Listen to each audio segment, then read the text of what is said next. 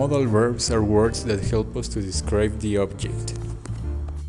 These modal verbs can be used in any tense that we want. To begin with, we have can or can't, that expresses or we use it for ability or inability. Can't for positive and can't for negative. For example, we can say, I can throw the ball 20 feet further. So it is the ability to throw the ball 20 feet further.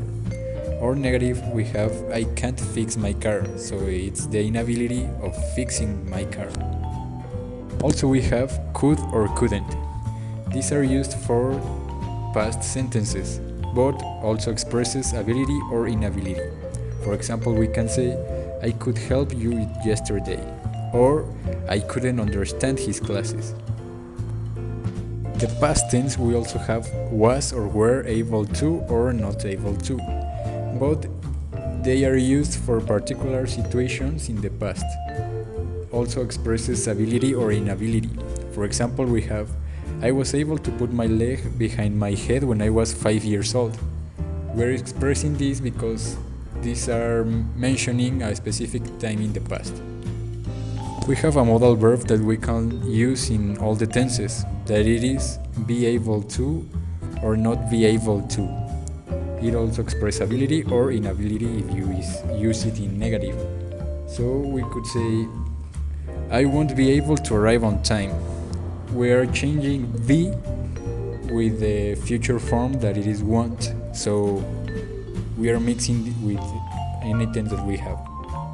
We use must or mustn't for personal obligations in the present or future. It also represents prohibition in the present or in the future, so if we use positive or negative. For example, we could say, I mustn't call her right now, so it is a personal obligation.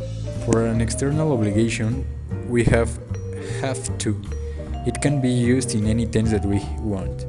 For example, we could say, he has to drive carefully if he doesn't want to lose his license again.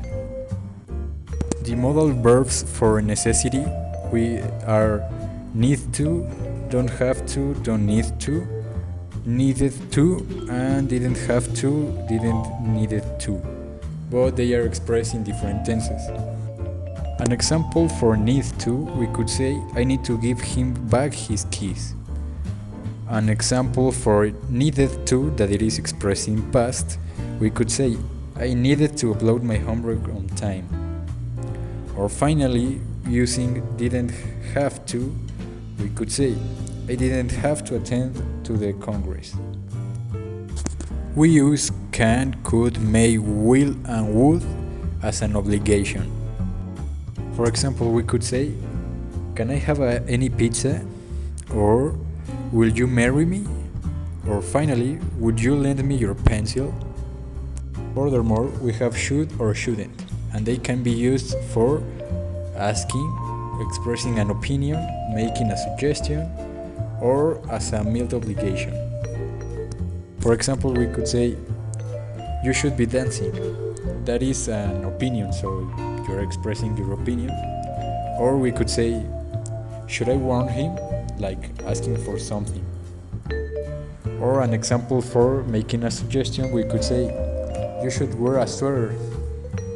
On the other hand, we have ought to, and this modal verb can be used in the cases that we already mentioned, like asking for something, expressing an opinion, making a suggestion, or as a mild obligation. Moreover, we have had better or had better not. This is used for a threat or a warning, and it can be as present, future, or past. For example, we could say, you'd better see a doctor. We are using the contraction the apostrophe D to reduce the word had. Finally, for expressing possibilities in the present or in the future, we have can, may, might, and could. For example, we could say, I might watch Doctor Strange, or it may rain. We also can express it in negative as may not or might not.